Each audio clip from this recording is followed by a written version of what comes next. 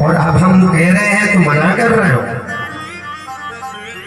अब हम आपसे कहते हैं कि स्वयंभू मनु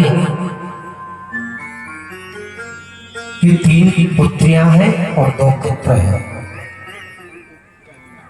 वहां पर जो देहूती नाम की जो कन्या है उसके साथ तुम्हारा विवाह पक्का करके आए और स्वयंभू मनु आएंगे अपनी पुत्री को लेकर तुम्हें देने, तुम मना मत कर देना। तो कर्दम जी ने कहा कि भगवान आपकी बात तो मैंने मान ली कि मना नहीं करूंगा, पर यहाँ पर मेरी भी एक शर्त है। उस शर्त को अगर आप मानोगे तो मैं विवाह कर लूंगा।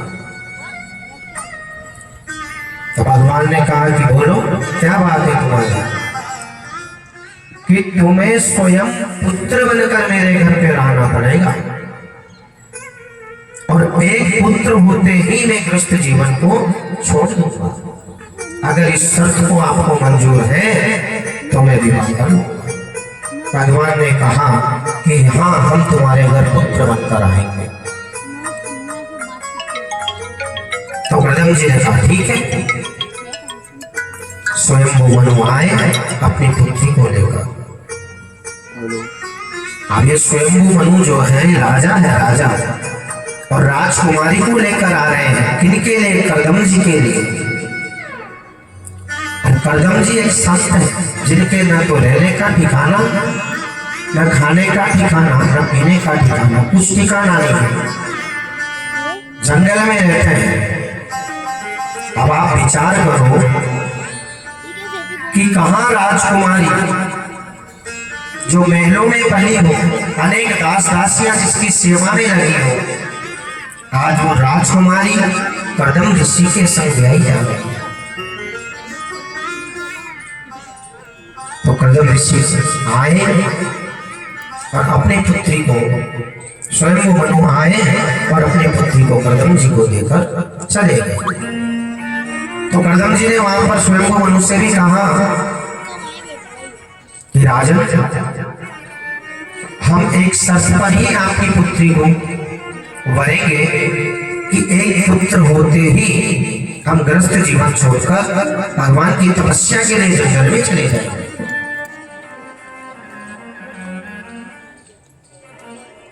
तो स्वयंभू मनु ने विचार किया मन में कि पुत्र के रूप में तो स्वयं भगवान ही आएंगे, तो फिर और चिंता करने की क्या आवश्यकता है। सो कर्दम ने भी स्वयं मनु ने भी कह दिया कि हाँ, एक पुत्र होते ही आप चले।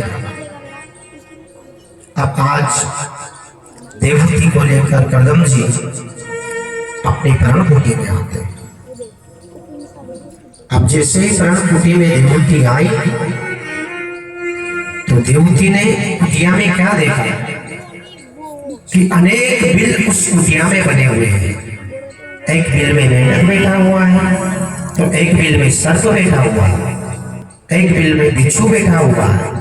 ऊपर की ओर निगाह किया तो अनेक प्रकार के घोंसले बने हुए हैं, जिसमें चींटी, जिसमें चिड़िया बैठी हुई है, उल्लू बैठा हुआ है, कौवा बैठा हुआ है। तो देवहूति ने कहा कि स्वामी ये क्या है?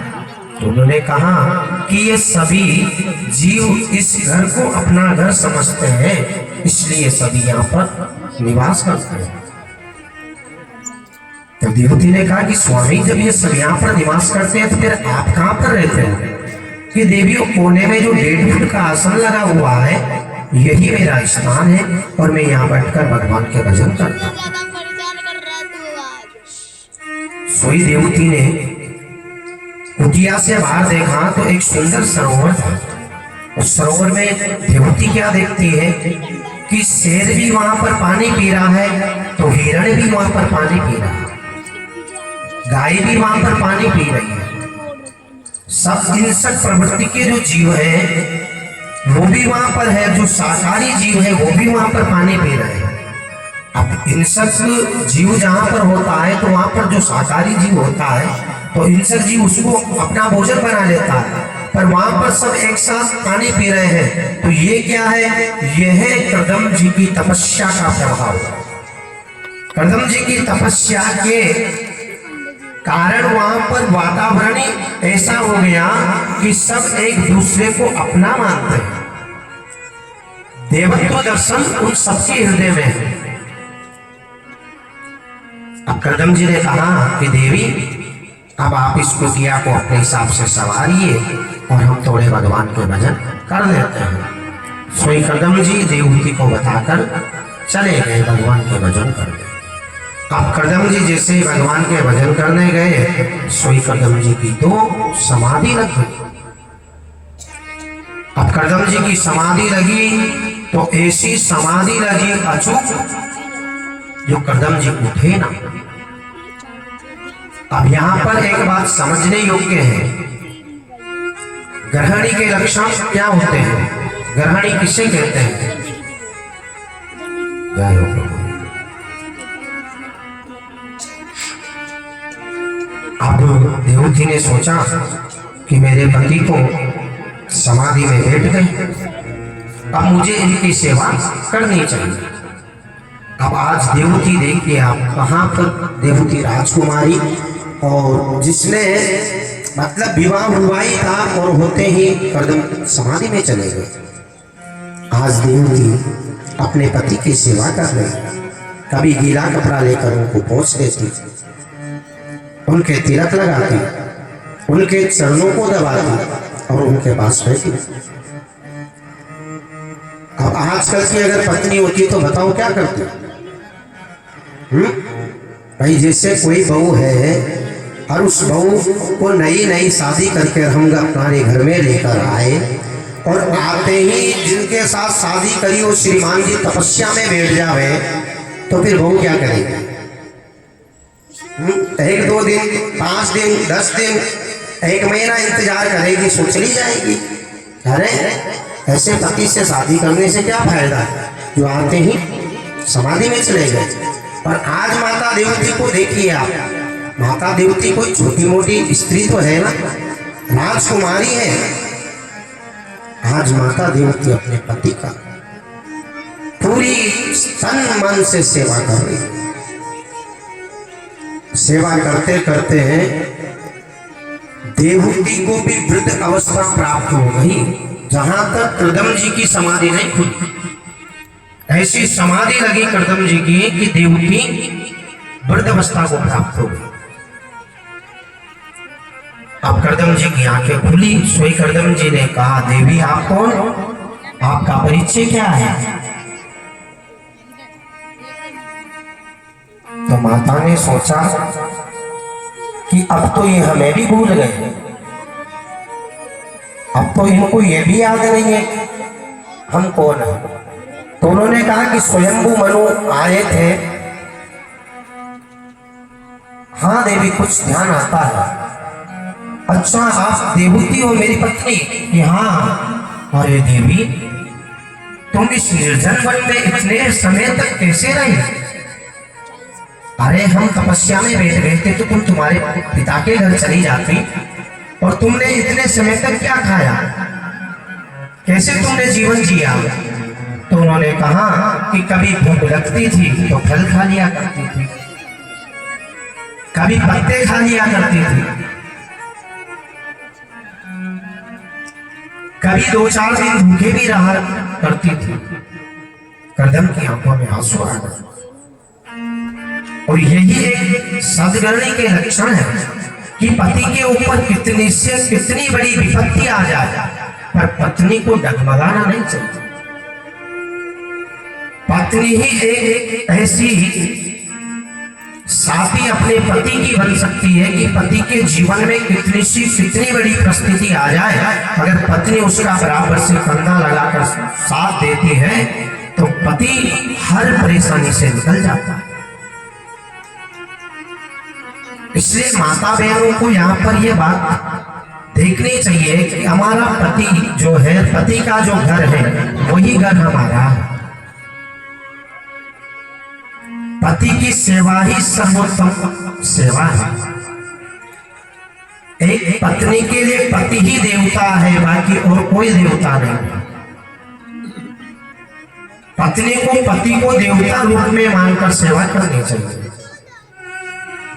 आज देवती मां ने भी कृदम को पति के रूप में देवता मानकर सेवा करी। कृदम ने देवती का हाथ पकड़ा और सरोवर में ले जाकर जैसे ही कृदम ने डुबकी लगाई, सो देवती तो हो गई 16 वर्ष की और कृदम जी हो गए 20 वर्ष के। और उसी समय कृदम जी महाराज की भक्ति के प्रभाव से 9 मंजिला महल वहां पर बनकर तैयार हो गया। अनेक दास दासियां, अनेक सैनिक, सब प्रकार का आनंद आज कृदम के द्वार पर है। जो माता देवती ने अपने पिता के द्वार नहीं देखा, वो आज कृदम के द्वार पर है। मन की गति से चलने वाला विमान आज कृदम और देवती के पास है। सब प्रकार का आनंद आज कृदम के द्वार पर हुआ। अब कृदम जी महाराज आगे की लीला करते हैं। सो कृदम जी महाराज के यहाँ पर प्रथम कन्या का जन्म हुआ।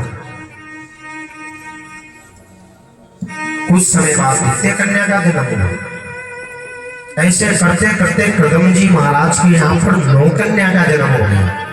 कृदम जी महाराज कहने लगे कि हमने तो कहा था कि एक पुत्र होते ही और हम वन को चले जाएंगे, और बताइए क्या भगवान को जाने क्या मंजूर है कि पुत्र तो एक ना हुआ और 9 कन्याएं हमें प्राप्त दे दी है भगवान ने। कृदम ऋषि के यहाँ पर जो सबसे बड़ी कन्या है उसका नाम है कला। सबसे पहली जो पुत्री ने जन्म लिया उसका नाम कला है। उसको मारीची नाम के ऋषि को ब्याई, और दूसरी पुत्री का नाम है अनुसुईया, जिसका वृत्तांत हमने बताया था आपको कल। वो अत्रि मुनि के पत्नी बनी, और वशिष्ठ जी की पत्नी जो अरुंधति है वो भी कृदम की ही पुत्री है, और भृगु मुनि की पत्नी भी कृदम की पुत्री है। ऐसी गुणवती 9 कन्या ने आज महात्मा कृदम के यहाँ पर जन्म लिया। अब ऋषि कृदम ने मन में सोचा कि मैंने कहा था कि एक पुत्र होते ही वन में चला जाऊंगा, मेरे गोविंद ने मुझे किस चक्कर में डाल दिया। मन में इस प्रकार था। जब प्रसन्न आया कृदम के मन में, सोई 10वें रूप में स्वयं कपिल भगवान प्रकट होकर महात्मा कृदम के यहाँ पर पधारे। बोले कपिल मुनि भगवान की जय। 10वें रूप में, 10वीं संतान के रूप में स्वयं कपिल भगवान आए। आज कपिल भगवान को कृदम ऋषि ने प्रणाम किया, और प्रणाम करके कृदम ऋषि जंगल में चले गए भगवान की तपस्या करने के लिए।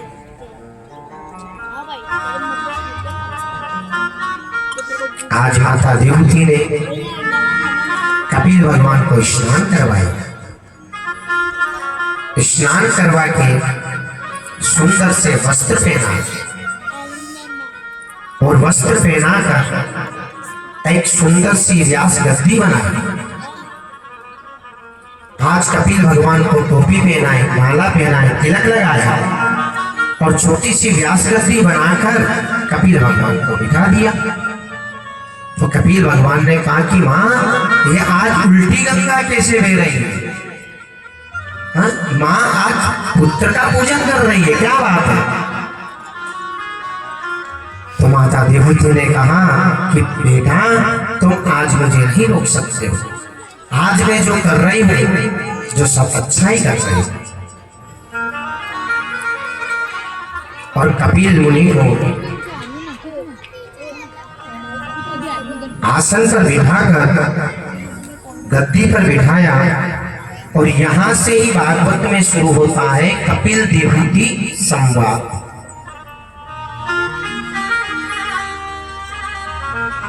ये प्रसंग बड़ा गौर से सुनने योग्य है। आप सभी ध्यान एकाग्रचित होकर इसको श्रवण करें।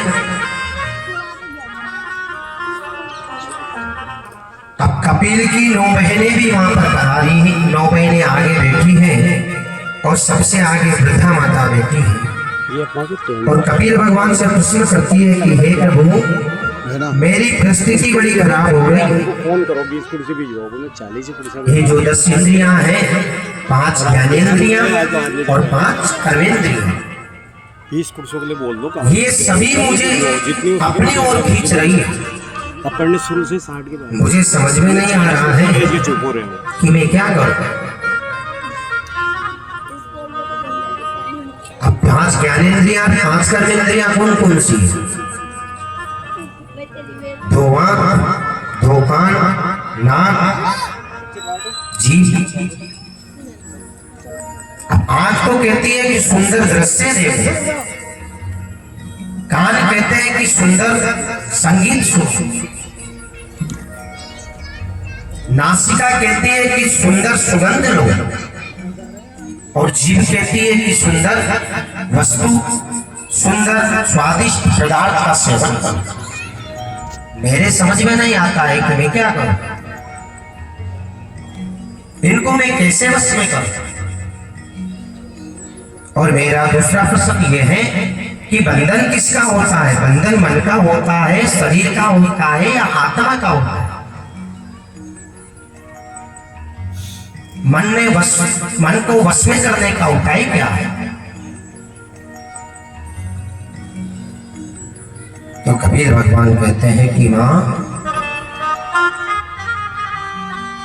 ये जितनी भी आपकी ज्ञानेंद्रियां हैं, इन ज्ञानेंद्रियों का मुख आप परमात्मा की ओर मोड़ दो। जब इनका मुख परमात्मा की ओर मुड़ जाएगा, सो ही ये अपने वश में हो जाएगा। प्रत्येक क्षण, प्रत्येक समय भगवान का चिंतन करो, भगवान का मनन करो, भगवान की कथाओं का श्रवण करो। और दूसरा प्रश्न आपने किया है कि बंधन किसका होता है? तो बंधन आत्मा का नहीं होता है, आत्मा में तो परमात्मा का वास होता है। बंधन होता है तो मन का होता है। हमारा मन बड़ा चंचल है ना, ये मन कभी एकाग्र हो ही नहीं सकता है। अब हमारा मन जो कहता है वो हमारा शरीर करता है, हमारी बुद्धि करती है, ये सब मन से जुड़े हुए हैं। आत्मा का संबंध तो परमात्मा का। अब मन का बंधन कैसे किया जाए? तो मन का बंधन परमात्मा के संकीर्तन से होता है, परमात्मा के कीर्तन से होता है। हो राधे तेरे चरणों की